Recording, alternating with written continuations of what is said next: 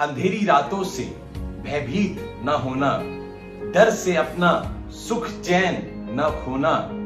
होता है सवेरा हर एक रात के बाद, फिर किस बात से है डरना। थामा है जब यीशु जी का हाथ, तो किस बात का फिर है रोना। व्यवस्था विवरण उसके 32वें अध्याय की 40वीं आयत में लिखा है, क्योंकि मैं अपना हाथ स्वर्ग की ओर उठाकर कहता हूं, क्योंकि मैं अनंत काल के लिए जीवित हूं। मेरे मित्रों, मेरे प्यारों, प्रभु यीशु मसीह के मधुर मीठे यशस्वी जलाली नाम में आप सबको मैं खुशामदीद कहता हूं, आप सबको सलाम कहता हूं, आप सबको प्रभु यीशु मसीह में दुआएं देता हूं। और जैसा मैंने कहा, जब थामा है यीशु का हाथ, तो किस बात का है रोना। और मैं आपसे बताना चाहता हूं मेरे मित्रों, मेरे प्यारों, प्रभु यीशु मसीह हमारा जिंदा प्रभु है। प्रभु यीशु मसीह ने, हमारे प्रभु ने उस मौत को हरा दिया, मृत्यु की ताकत को हरा दिया। तभी हम कहते हैं, ए मौत तेरी फतेह कहां, ए कब्र तेरा डंक कहां। जी हाँ मेरे मित्रों, मेरे प्यारों, आज की सुबह मैं आपसे खुदा के कलाम से कुछ उन बातों के ऊपर चर्चा करना चाहता हूं जो प्रभु यीशु मसीह के जी उठने के बाद हुई। और मैं आपसे निवेदन करूं, इससे पहले मैं आपको उस कलाम की ओर लेकर के चलूं, आपसे निवेदन करूंगा भजन संहिता उसके 63वें अध्याय की 3री आयत को आप मेरे साथ निकाल के पढ़िए। लिखा है, क्योंकि तेरी करुणा जीवन से भी उत्तम है, मैं तेरी प्रशंसा करूंगा, क्योंकि तेरी शफकत जिंदगी से कहीं बेहतर है। मेरे होंठ तेरी मदद सराई करेंगे। मेरे मित्रों, जीवन से भी उत्तम प्रभु की करुणा है। और भजनकार कह रहा है, हर समय उसका धन्यवाद करते रहो। और मैं आपसे निवेदन करूं, जब हम आज एक बार फिर से इस ऑनलाइन इबादत में इकट्ठा हैं, जमा है खुदा की तमजीद करने के लिए, उसकी परस्तिश करने के लिए, उसकी महिमा करने के लिए, तो मैं आपको विश्वास दिलाना चाहता हूं, ये लम्हा, ये समय हमारे लिए बरकत का बाइस बन करके आएगा। ये हमारे लिए आशीष को लेकर के आएगा, क्योंकि हम शाहों के शहंशाह हमारे यीशु मसीह, हमारे जिंदा जलाली खुदा की इबादत करने को यहाँ पर जमा हुए हैं। और मेरे मित्रों, मेरे प्यारों, अभी हमने बीते दिनों में बहुत अच्छे दिनों को बिताया, घरों में बहुत दुआएं हुई। हमने लेंट डेज 40 दिन का मनाया, फिर दुख भोग सप्ताह मनाया, फिर गुड फ्राइडे मनाया, फिर ईस्टर की मॉर्निंग हमने इबादत की, ईस्टर की सुबह हमने आराधना की। और मैं आपसे आज ये सवाल पूछना चाहता हूं कि क्या ईस्टर आपके लिए खत्म हो गया? क्या ईस्टर का जश्न आपके लिए समाप्त हो गया? मेरे मित्रों, मेरे प्यारों, आपका जवाब यही होगा, हाँ, हमारे लिए तो ईस्टर अब अगले साल ही आएगा। एक साल इंतजार करने के बाद ही हम फिर से इस प्रभु के पुनरुत्थान के खुशी को मनाएंगे। तो मैं आपसे निवेदन करूं कि आप गलत सोच रहे हो। जैसा हम करते आ रहे हैं, लेंट डेज हम 40 दिन तक मनाते हैं, और मैं आपसे निवेदन करूं, हमें प्रभु के इस जी उठने के खुशी को भी 40 दिन तक तो कम से कम मनाना ही चाहिए। आप कहेंगे, आप कैसे बोल रहे हैं? मेरे साथ निकाल लीजिए प्रेरितों के काम उसका 1 अध्याय और 3री आयत में लिखा है, और उसने दुख उठाने के बाद बहुत से पक्के प्रमाणों से अपने आप को उन्हें जीवित दिखाया, और 40 दिन तक वह उन्हें दिखाई देता रहा और परमेश्वर के राज्य की बातें करता रहा। पक्के प्रमाणों से 40 दिन तक प्रभु उन्हें अपने आप को दिखाता रहा। यानी for 40 days we need to celebrate the resurrection. For 40 days हमें ईस्टर के जश्न को मनाना चाहिए। सिर्फ एक दिन का ईस्टर नहीं है, 40 दिन तक हमें उल्लास, आनंद, उत्साह के साथ प्रभु के जी उठने की खुशी को मनाना चाहिए। आज बहुत सारे लोग फिर से अपने रोजमर्रा की जिंदगी में आ गए हैं। उनके लिए खुशी का दिन एक ही दिन होता है।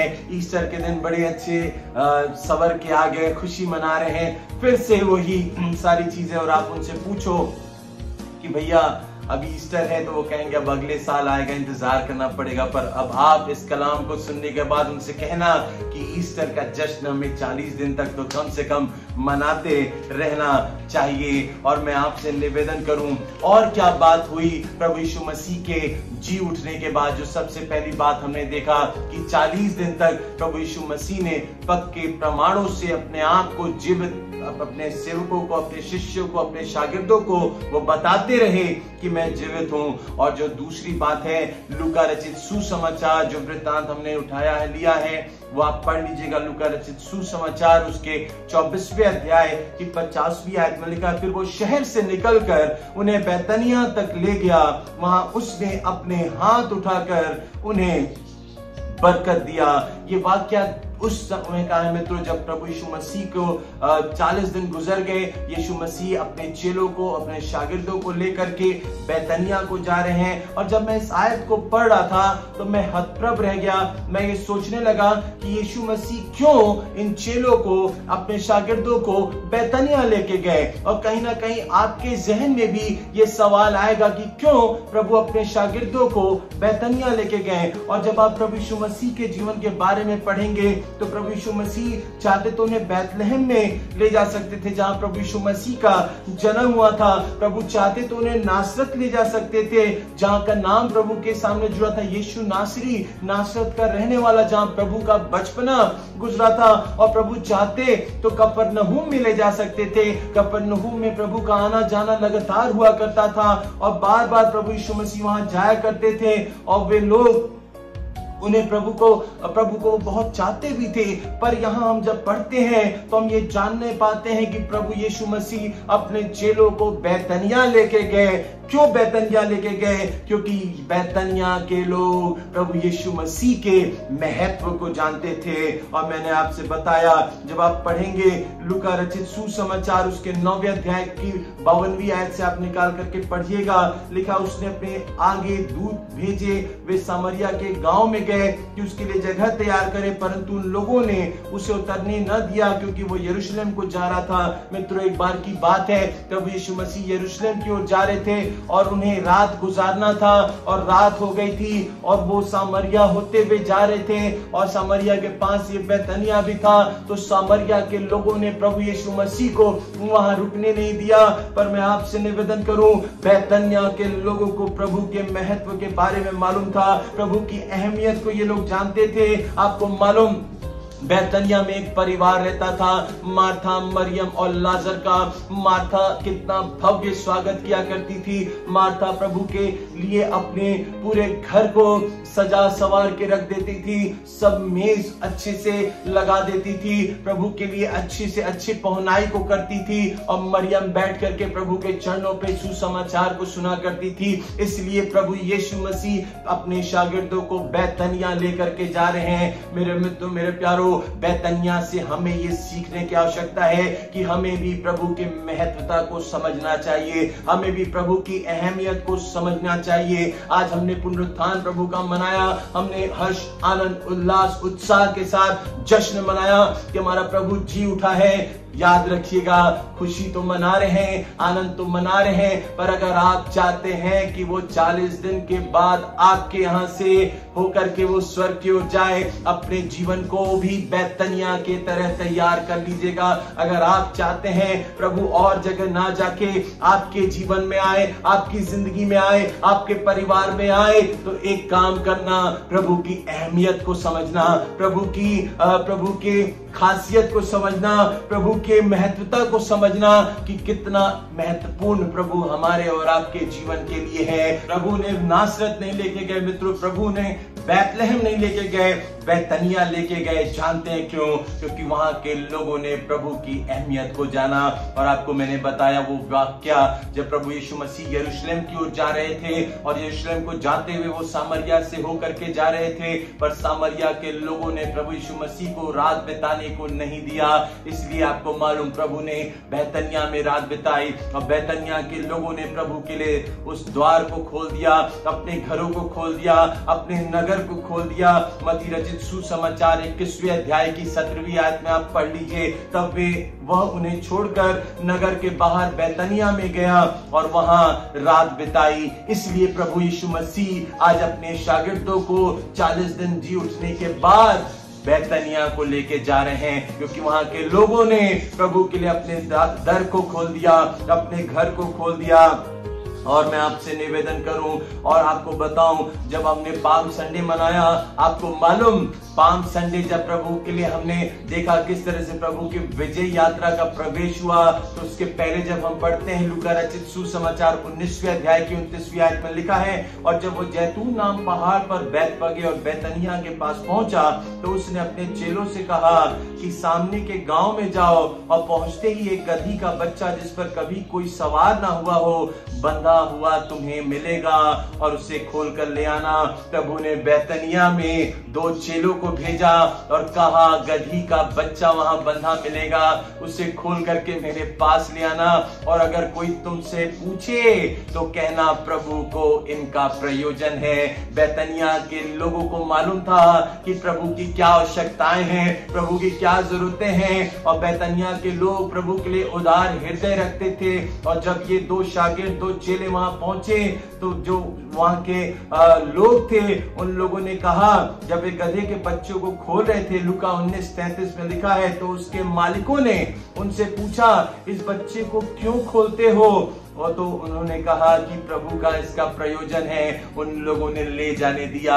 ये है बैतनिया की क्वालिटी, ये है बैतनिया के लोगों की खासियत। उनका हृदय, उनका दिल परमेश्वर के प्रति उदारता से भरा हुआ था।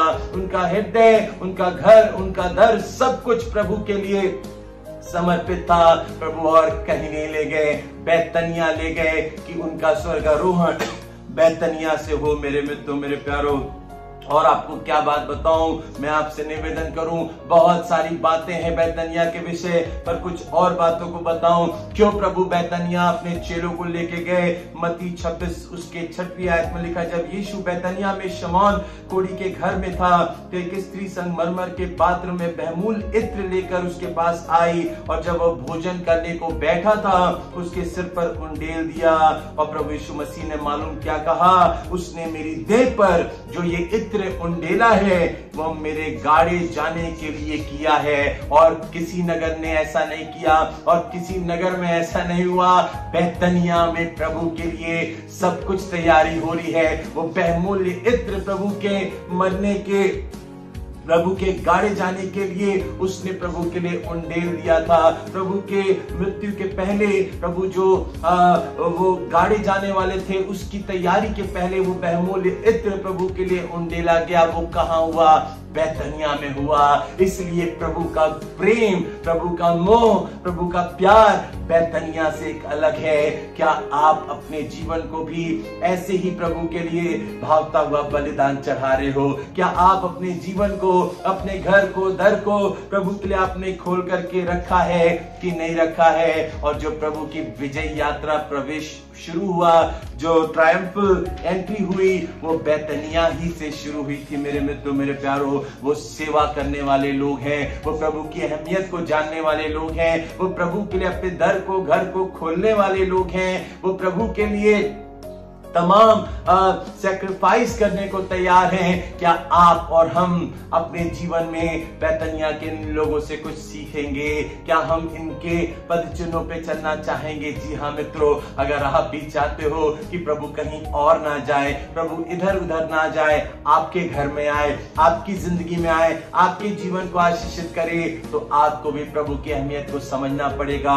और मैं आपसे निवेदन करूं, व्यवस्था विवरण 11वें अध्याय की 13वीं आयत में लिखा, और यदि तुम मेरी आज्ञाओं को जो आज मैं तुम्हें सुनाता हूं ध्यान देकर सुनकर अपने संपूर्ण मन और सारे प्राण के साथ अपने परमेश्वर यहोवा से प्रेम रखो और उसकी सेवा करते रहो, तो मैं तुम्हारे देश में बरसात के आदि अंत दोनों समय की वर्षा करूंगा। मैं आपसे निवेदन करूं, ये जानते हैं, प्रभु का अनुग्रह जानते हैं, प्रभु की दया जानते हैं, और इन्हें मालूम है प्रभु की जब सेवा संपूर्ण मन से करेंगे तो परमेश्वर भी अपने लोगों का ख्याल रखने वाला परमेश्वर है, अपने लोगों का ध्यान रखने वाला परमेश्वर है। और मालूम और क्यों ये सेवा करते थे प्रभु की, क्योंकि इन्हें मालूम है, यूहन्ना उसके 12वें अध्याय की 26वीं आयत में लिखा, यदि कोई मेरी सेवा करे, मेरे पीछे हो ले, और जहां मैं हूं वहां मेरा सेवक भी होगा।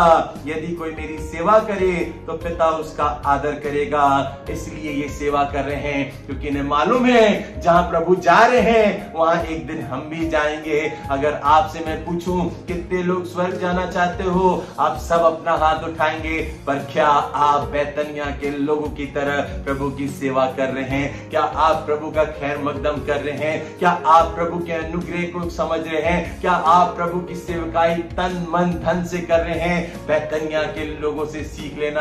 बैतलहम नहीं ले गए प्रभु, नासरत नहीं ले गए प्रभु, कफरनहूम नहीं ले गए प्रभु, कहां लेके गए? जी उठने के 40 दिन के बाद जब उनका स्वर्गारोहण होना है, बैतनिया लेके गए। और अगर आप भी चाहते हो प्रभु के साथ स्वर्ग देश में जाना तो अपने जीवन को बैतनिया की तरह तैयार कर लेना, बैतनिया की तरह अपनी जिंदगी को बना लेना। और मैं आपसे निवेदन करूं, और क्या बात हुई प्रभु यीशु मसीह के जी उठने के बाद? लूका 24 उसके 50वीं आयत में लिखा है, फिर वो शहर से निकलकर उन्हें बैतनिया ले गया, वहां उसने अपना हाथ उठा करके उन्हें बरकत दी। क्या आप उस आशीर्वाद को पाना चाहते हो? एक काम करना, अपने जीवन को बैतनिया बना लेना, क्योंकि बैतनिया में ही प्रभु ने आशीर्वाद को दिया, बैतनिया में ही प्रभु ने उनको आशीषित किया, उनको ब्लेसिंग दिया। और क्या बात हुई प्रभु यीशु मसीह के जी उठने के बाद? मैं आपसे बताऊं, उसकी 52वीं आयत पढ़ेंगे, लिखा लूका 23:52 में, शागिर्दों ने उसे सजदा किया और फिर बड़ी खुशी से यरूशलेम को वापस चले गए। मित्रों, यहां हम देखते हैं यीशु मसीह का स्वर्गारोहण हो गया है, प्रभु यीशु मसीह उठा लिए गए हैं। अब ये शिष्य, ये शागिर्द किसको सजदा कर रहे हैं? अब किसके लिए ये अपने आप को सजदा में सिर को झुका रहे हैं? जब मैं पढ़ रहा था तो मैंने ये देखा कि इसलिए सजदा कर रहे हैं क्योंकि चेलों की आंखें अब खुल गई थी। आपको याद होगा पिछले रविवार मैंने बताया था, इमाउस की सड़क पर 2 चेले चले जा रहे थे। उन्हें लगा कि प्रभु परदेसी है, प्रभु कोई अजनबी है, और इनकी आंखें बंद थी, प्रभु को नहीं पहचान पा रहे थे। पर प्रभु यीशु मसीह ने इनकी आंखों को खोल दिया, इसलिए ये सजदा कर रहे हैं। अभी तक आंखें बंद थी पर प्रभु ने आंखें खोल दिया। लूका 24 उसके 45वीं आयत में लिखा, तब उसने पवित्र शास्त्र को बूझने के लिए उनकी आंखें खोल दी। और आज कई बार हम और आप भी प्रभु की उन गूढ़ बातों को नहीं समझ पाते हैं, प्रभु की भेद की बातों को नहीं समझ पाते हैं, क्योंकि हमारी आंखें कहीं ना कहीं बंद है। और इसलिए भजनकार कहता है 119वें अध्याय की 18वीं आयत में कि मेरी आंखों को खोल दे कि मैं तेरी व्यवस्था की अद्भुत बातों को सीख सकूं। इन्होंने इसलिए सजदा किया, इसलिए प्रभु के सामने नतमस्तक हो गए, इसलिए साष्टांग प्रणाम करने लगे, क्योंकि इनकी आंखें खुल गई थी। अब ये प्रभु को देख पा रहे हैं, प्रभु की अद्भुत बातों को समझ पा रहे हैं। Worship is a great sacrifice, जहां हम अपने घमंड को, जहां हम अपनी बुरी बातों को का परित्याग करते हैं, उन चीजों को छोड़ करके अपनी जिंदगी को खुदा के साथ बिताते हैं। और मैं आपसे निवेदन करूं, रोमियो की पत्री उसके 12वें अध्याय की 1 आयत में लिखा है, इसलिए हे भाइयों, मैं तुमसे परमेश्वर की दया स्मरण दिलाकर विनती करता हूं कि अपने शरीर को जीवित और पवित्र और परमेश्वर को भाता हुआ बलिदान करके चढ़ाओ, यही तुम्हारी आत्मिक सेवा है। मित्रों, बहुत सारी बातें प्रभु के जी उठने के बाद से हुई, और मैं आपसे निवेदन करूं, इन्होंने सजदा किया, इन्होंने प्रभु के नाम को धन्य कहा। और क्या बात हुई? लूका 24 उसके 52वीं आयत में लिखा, और वे उसको दंडवत करके बड़े आनंद से यरूशलेम को लौट गए। अरे, ये आनंद से लौट गए, खुशी से लौट गए। किस बात की खुशी भाई? प्रभु यीशु मसीह उठा लिए गए हैं, अब ये अकेले हो गए हैं, अब इनके साथ और कोई नहीं है। अब ये किस बात की खुशी इनको हो गई है? मेरे मित्रों, आप भी सोचेंगे, अभी तक वो चेले जो डरे सहमे रहते थे, अभी तक वो चेले जो 40 दिन तक एकदम दबे हुए थे, कुचले हुए थे, छुपे छुपे फिर रहे थे, वो खुशी के साथ यरूशलेम को लौट आए। जानते हैं क्यों। प्रभु ने उन्हें बता दिया, तुम इस राज्य की चिंता ना करो, मेरा एक राज्य आने वाला है जहां तुम मेरे साथ दाएं बाएं बैठोगे, तुम मेरे साथ रहोगे और न्याय करोगे। इन्हें इस बात की खुशी है, प्रभु तो उठाए जा रहे हैं, पर खुशी इस बात की है कि वो एक राज आने वाला है, वो स्वर्गीय राज होगा जहां पर हम प्रभु के साथ रहेंगे। और शागिर्द इसलिए खुशी से यरूशलेम लौट के आ रहे हैं। और आज कई लोग उदासीनता में जी रहे हैं। मरियम भी उदास थी, मसाले को तैयार करी थी प्रभु की देह पर लगाने के लिए, और चेले घबराए हुए घूम रहे थे। मित्रों, पर प्रभु हमें और आपको बताता है, जो लोग घबराए हुए हो, जो लोग डरे हुए हो, जो लोग नाउम्मीदी में जी रहे हो, हमारे और आपके लिए एक आशा है, एक राज्य आने वाला है। और प्रभु यीशु मसीह ने जी उठने के बाद चेलों को जब बताया, वो चेले जो डरे हुए थे, जो भयभीत थे, जो घबराए हुए थे, खुशी से यरूशलेम की ओर आगे की ओर चले गए मेरे मित्रों। और मैं आपसे निवेदन करूं, वो क्या करने लगे, वो वहां पर हिरासान नहीं हुए, वो निराश नहीं हुए। और जब आप पढ़ेंगे तो यूहन्ना रचित सुसमाचार उसके 16वें अध्याय की 7वीं आयत में मैं आपको पढ़ाऊं, लिखा है, तो भी मैं तुमसे सच कहता हूं कि मेरा जाना तुम्हारे लिए अच्छा है, क्योंकि यदि मैं ना जाऊं तो वो सहायक तुम्हारे पास ना आएगा, परंतु यदि मैं जाऊंगा तो उसे तुम्हारे पास भेजूंगा। प्रभु ने उन्हें बता दिया, मेरा जाना तुम्हारे लिए अच्छा है, इसलिए ये खुश हैं, इसलिए खुशी मना रहे हैं। आज मित्रों, प्रभु को मुर्दों में मत ढूंढना, हमारा प्रभु जी उठा है, हमारा प्रभु जिंदा प्रभु है, हमारा प्रभु राजाओं का राजा है, जिसने मौत को कब का हरा दिया है। हमारे लिए पुनरुत्थान हर दिन है, हर दिन आनंद उल्लास हर्ष आनंद से मनाना है, उत्सव को मनाते रहना है। और चेले इसलिए खुश हैं क्योंकि प्रभु ने बता दिया कि मेरा जाना आवश्यक है, क्योंकि जब मैं जाऊंगा तो वो पवित्र आत्मा तुम पर नाजिल होगा। और मैं आपसे निवेदन करूं, प्रभु ने जब कहा ये तुम्हारे लिए अच्छी बात है, इसलिए शागिर्द खुश हैं। क्या हम और आप खुश हैं कि नहीं कि प्रभु यीशु मसीह ना सिर्फ जी उठे हैं, पर उन्होंने पवित्र आत्मा के रूप में हमारे लिए वो सहायक तैयार किया है। और ना सिर्फ सहायक तैयार किया है, ना सिर्फ सहायक को भेजा है, बल्कि वो एक दिन हमें लेने आने वाला है।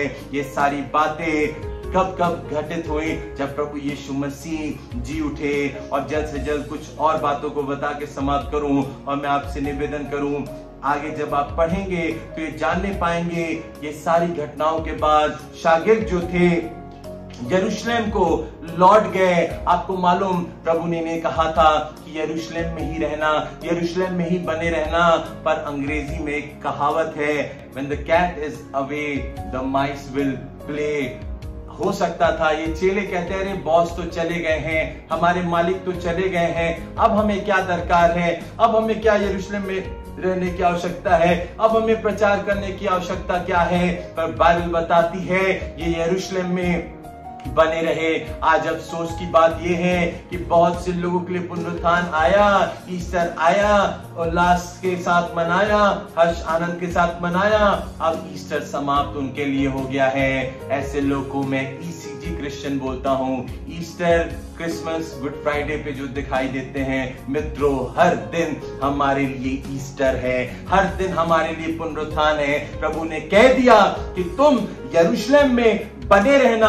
ये चेले चाहते तो हो सकता तो भैया चलो यरूशलेम में थोड़ा सा मॉल घूम लेते हैं, हो सकता चाहते थोड़ा सा पार्क में बैठ जाते हैं, थोड़ा सा कुछ खा पी लेते, जी नहीं, ये मंदिर में बने रहे। और मालूम लूका रचित सुसमाचार उसके 12वें अध्याय में जब आप पढ़ेंगे, वहां पर एक वृत्तांत दिया है, एक दृष्टांत के रूप में वहां पर जिक्र है। जब हम देखते हैं तो पाते लिखा है, धन्य वे दास जिन्हें स्वामी आकर जागते पाए, मैं तुमसे सच कहता हूं कि वो कमर बांधकर उन्हें भोजन करने को बैठाएगा और पास आकर उनकी सेवा करेगा। ऐसे दास लोग को प्रभु आशीषित करेगा। शागिर्दों को मालूम है कि हम किस लिए रखे गए हैं, हमारा लक्ष्य क्या है, हमारा उद्देश्य क्या है। आज कई मसीही लोग अपने लक्ष्य से भटक गए हैं, अपने उद्देश्य से भटक गए हैं। और प्रभु यीशु मसीह ने अपने जी उठने के बाद जब उन्हें आशीर्वाद दिया, ये खुशी से यरूशलेम को लौट आए, क्योंकि प्रभु ने इन्हें जिम्मेदारी दी थी। और वही जिम्मेदारी आज भी हमें प्रभु ने दिया है कि हमें प्रभु की सेवकाई में निरंतर लगे रहना है, प्रभु के राज और धर्म की खोज में लगे रहना है। पर क्या हम उन बातों के ऊपर चल रहे हैं? और नहीं चलेंगे तो पता क्या लिखा है लूका 12:47 आयत में, और वह दास जो अपने स्वामी की इच्छा जानता था और तैयार न रहा और न उसकी इच्छा के अनुसार चला, बहुत मार खाएगा। बाइबल बताती है अगर मार खाना चाहते हो तो करते रहो दुनिया की बातें, दुनिया के पीछे दुनियादारी में लगे रहो, पर चाहते हो वो प्रतिफल पाओ, वो इनाम पाओ। वो गीत हम गाते हैं, सेवा पूरी करके पाओ इनाम, प्रभु ऐसा दो वरदान। तो प्रभु के भवन से लगे रहना, प्रभु के निकटता में लगे रहना, प्रभु के कार्यों को करते रहना। और बाइबल बताती है, आखिरी बात में बता करके समाप्त करूं, लूका रचित सुसमाचार 23वें अध्याय की 53वीं आयत में लिखा है, वो मुतवातिर हैकल में हाजिर होते और खुदा की हम्द किया करते थे। इसका मतलब ये कि वे निरंतर यरूशलेम में खुदा की परस्तिश, नगमा सराई, खुदा की हम्द किया करते थे। एक मन होकर के, एकजुट होकर के खुदा की महिमा कर रहे हैं, खुदा की सिताइश कर रहे हैं, खुदा की बंदगी कर रहे हैं। मुतवातिर मतलब निरंतर प्रभु की सेवा कर रहे हैं, प्रभु की खिदमत कर रहे हैं, प्रभु के लिए गीतों को गा रहे हैं। और प्रभु ऐसे ही आराधकों को ढूंढता है। बाइबल बताती है जो आत्मा और सच्चाई से प्रभु की आराधना करें। और मैं आपसे निवेदन करूं, प्रभु चाहता है कि हम भी इन शागिर्दों की तरह अपने उन जिम्मेदारियों को समझे। प्रभु तो उठा लिए गए हैं, वो सहायक पवित्र आत्मा के रूप में प्रभु ने हमें दिया है, पर हमें अभी तैयारी करना है, क्योंकि प्रभु का आना बहुत निकट है मित्रों, प्रभु का आना बहुत करीब है मित्रों। और आपको मालूम दाऊद के लिए प्रभु क्यों कहते थे ये मेरे मन के मुताबिक है? क्योंकि दाऊद का भी रुझान प्रभु के मंदिर से जुड़ा रहता था। दाऊद कहने लगा अपने भजन में कि मुझे तेरे भवन की धुन लगी रहती है और तेरे भवन की धुन मुझे भस्म करती है।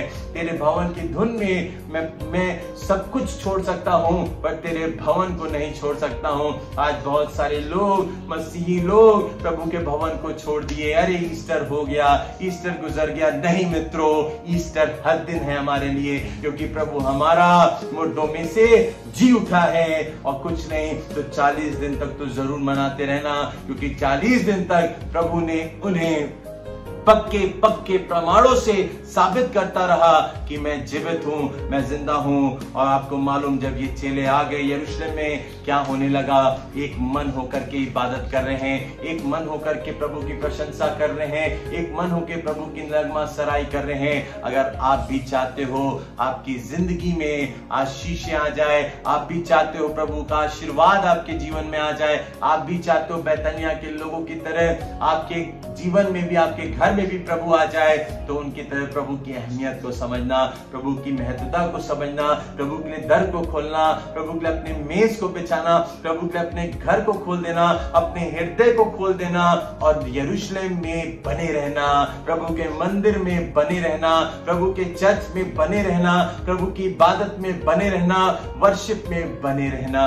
मैं उम्मीद करता हूं इस कलाम से आप आशीषित हुए हैं। प्रभु आप सबको बहुत तायत की आशीषों से भरे। जय मसीह की